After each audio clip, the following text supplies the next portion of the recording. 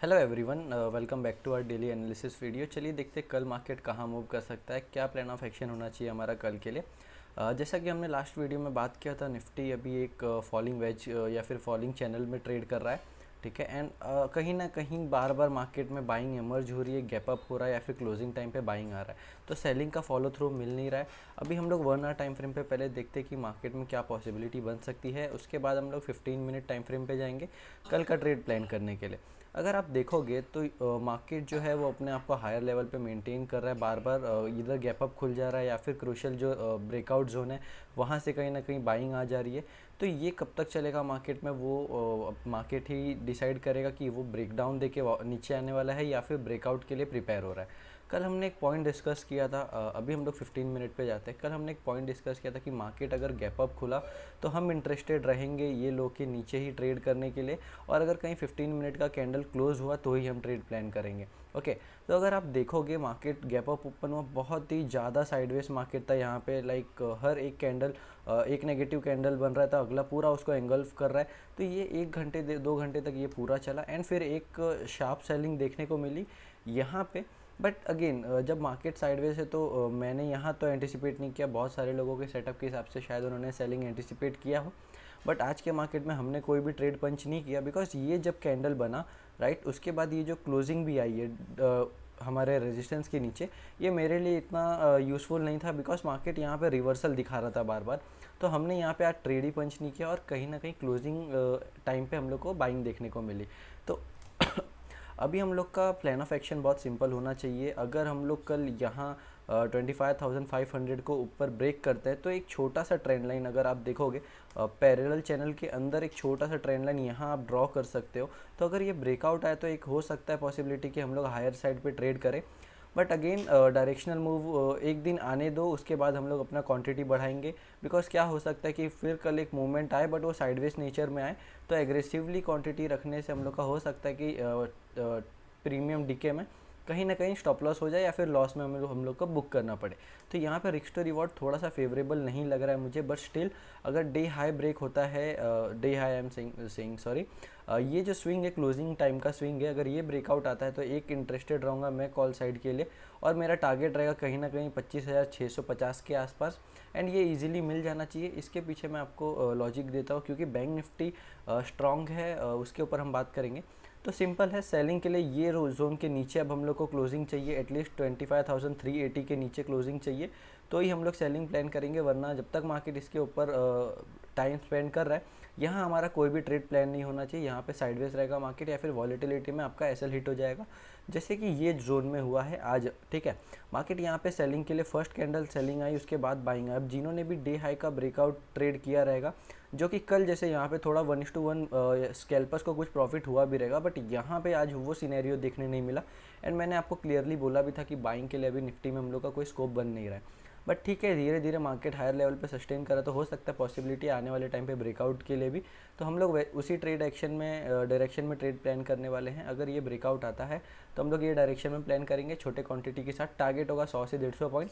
And कल के market में हम लोग को एक क्लियर पिक्चर मिल जाएगा, क्योंकि कल मंथली क्लोजिंग भी है, तो हम लोग को आने वाले मंथ का एक डायरेक्शन मिल जाएगा। निफ्टी बैंक देख लेते हैं, बहुत अच्छी क्लोजिंग देखने को मिली है। एंड जो बाइंग यहाँ पे आई है निफ्टी के कंपैरिजन में काफ़ी अच्छी है। एंड मैंने आपको ये चीज़ बोला है कि 60,800 के ऊपर जब तक हम लोग ये ट्रेड कर रहे हैं तब तक बैंक निफ्टी पॉजिटिव है, हम लोग एग्रेसिवली शॉर्ट नहीं कर सकते, ठीक है। अगर आप देखोगे तो यहाँ पे एक सिमेट्रिकल ट्रायंगल जो है ये बनता हुआ दिख रहा है, ठीक है। और इसका ब्रेकआउट आया तो हम लोग पहले तो हमारा ऑल टाइम हाइट के लिए एंटिसिपेशन होगा। अगर कल ब्रेकआउट आया तो मैं बहुत ही इंटरेस्टेड रहूँगा बाइंग के लिए, बिकॉज यहाँ पे मार्केट अब रेडी हो चुका है ब्रेकआउट के लिए। अब ये ट्रैप सिनेरियो दो सिचुएशन में बन सकता है, इधर एक कल गैप डाउन हो जाए सीधे 61,000 के नीचे, तो हम लोग सेलिंग के लिए प्लान करेंगे। एंड पोजिशनल लेवल पे अगर कोई फ्यूचर ट्रेड करता है तो उसका स्टॉप लॉस 61,200 के आसपास रहेगा, जो कि होगा 300 से 400 पॉइंट।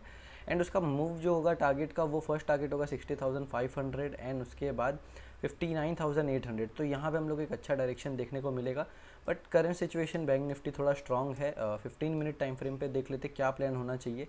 एक सिंपल है, मार्केट कहीं भी ओपन हो ये जोन में 61,000 के ऊपर से लेके 61,200 ये जोन में कहीं भी ओपन हो, अगर ब्रेकआउट देखने को मिला एक कंसोलिडेशन के बाद या फिर ओपनिंग कैंडल ही फर्स्ट 15 मिनट का कैंडल ब्रेक करता है यहाँ कहीं ओपन होकर 61,180 के आसपास, तो हम लोग बाइंग साइड के लिए ट्रेड प्लान करेंगे, बिकॉज फाइनेंस के स्टॉक्स इस समय अच्छे दिख रहे हैं, बैंकिंग स्टॉक्स अच्छे चल रहे हैं। इवन जो फिन निफ्टी है, फाइनेंस सेक्टर के जो स्टॉक्स है वो काफ़ी अच्छे चल रहे हैं इस समय, तो हम लोग को यहाँ पे एक बाइंग मोमेंटम ज़रूर देखने मिल सकता है। क्योंकि आपको यहाँ पे एक चीज़ समझना पड़ेगा, हमारा कल का प्लान यही था इसके नीचे क्लोजिंग मिलने के लिए, जो कि मिली ही नहीं।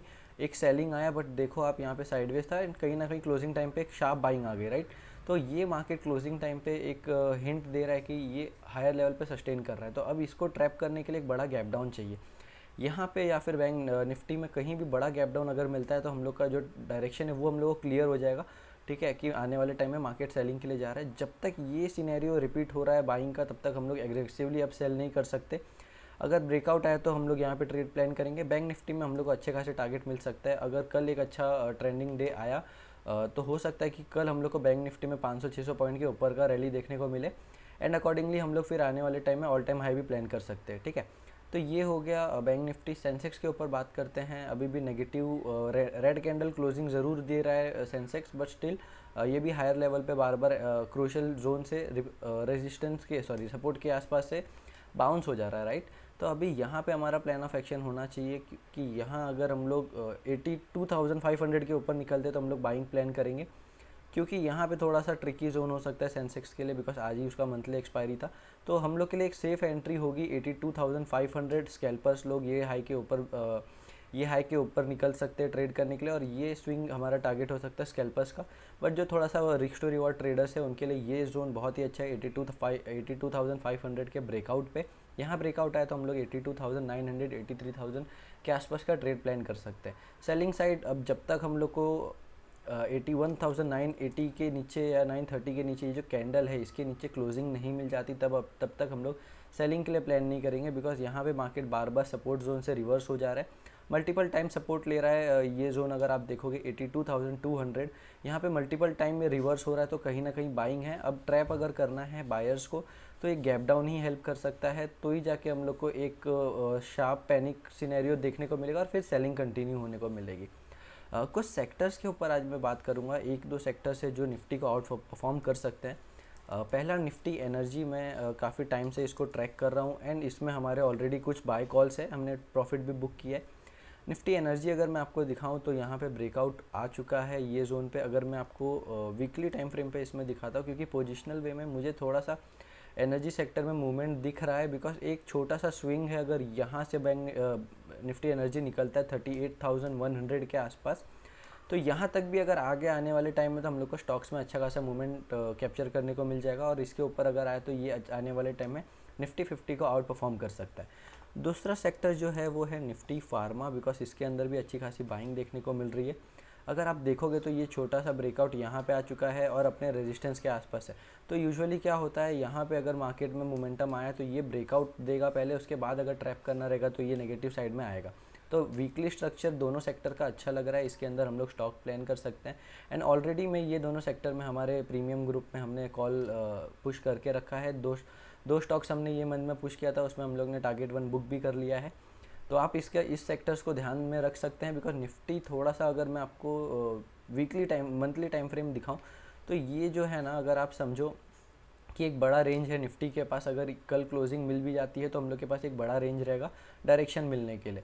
और अगर बैंक निफ्टी आप देखोगे मंथली, तो यहाँ पे लास्ट मंथ डोजी कैंडल था, उसके ऊपर क्लोजिंग मिल चुकी है, राइट। एंड कहीं ना कहीं आरएसआई भी स्ट्रॉन्ग दिख रहा है यहाँ पे, तो ये ट्रैप नहीं करेगा। मुझे लगता है यहाँ पे एक न्यूज़ ही खाली ट्रैप कर सकती है। टेक्निकली बैंक निफ्टी और फाइनेंस सेक्टर बहुत अच्छा चल रहा है। इवन फिन निफ्टी अगर आप देखोगे तो यहाँ पे थोड़ा सा डाइवर्जेंस मुझे दिख रहा है, बट ओके, कोई इशू की बात नहीं है। यहाँ पे एक दो ट्रेडिंग सेशन अच्छा मिलेगा तो हम लोग को आरएसआई में भी एक ब्रेकआउट देखने को मिल जाएगा। तो ये सेक्टर्स पे हम ध्यान दे सकते हैं। फाइनेंस स्टॉक्स आप देख सकते हो स्विंग के लिए बहुत अच्छे दिख रहे हैं। Finance stocks and energy stock and pharma stock, ये 3 सेक्टर जो हैं इस समय मुझे स्विंग के लिए अच्छे दिख रहे हैं। आप भी इसमें ट्रेड प्लान कर सकते हो आपके एनालिसिस के हिसाब से। तो मिलते हैं कल के वीडियो में, तब तक के लिए बाय एंड थैंक यू।